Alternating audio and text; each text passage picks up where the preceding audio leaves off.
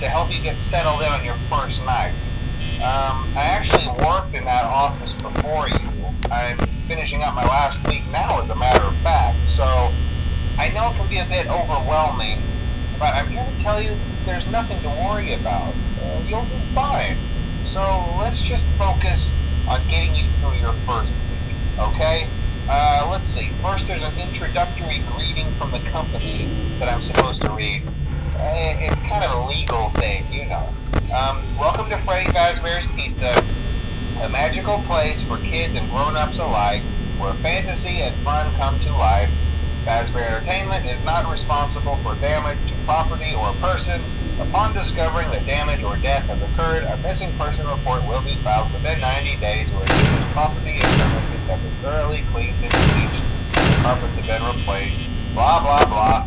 Now that might sound bad, I know, but there's really nothing to worry about. The animatronic characters here do get a bit quirky at night, but do I blame them? No. If I were forced to sing those same stupid songs for 20 years and I never got a bath, I'd probably be a bit irritable at night too. So remember, these characters hold a special place in the hearts of children, and we need to show them a little respect, right? Okay. So just be aware, the characters do tend to wander a bit. They're left in some kind of free roaming mode at night. Something about their servos locking up if they get turned off for too long. They used to be allowed to walk around during the day too, but then there was the bite of 87. Yeah, it's amazing that the human body can live without the frontal lobe, you know? Now, concerning your safety, the only real risk to you as a night watchman here, if any, is the fact that these characters, if they happen to see you after hours, probably won't recognize you as a person. They'll most likely see you as a metal endoskeleton without its costume on. Now, since that's against the rules here at Freddy Fazbear's Pizza, they'll probably try to forcefully stuff you inside a Freddy Fazbear suit.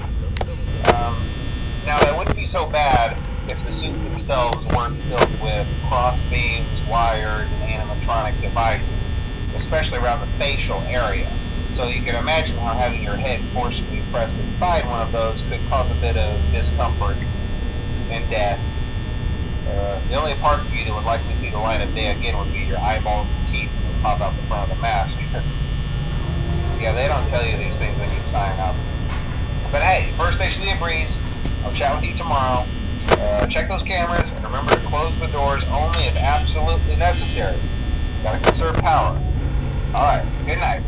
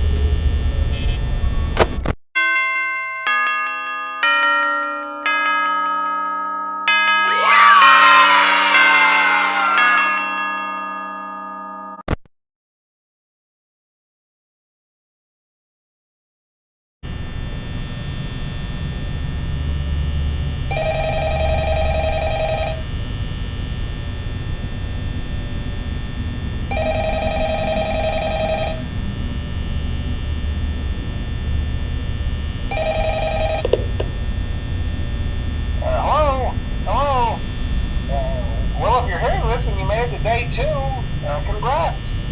I won't talk quite as long this time, since Freddy and his friends tend to become more active as the week progresses. It might be a good idea to peek at those cameras while I talk, just to make sure everyone's in their proper place, you know. Interestingly enough, Freddy himself doesn't come off stage very often.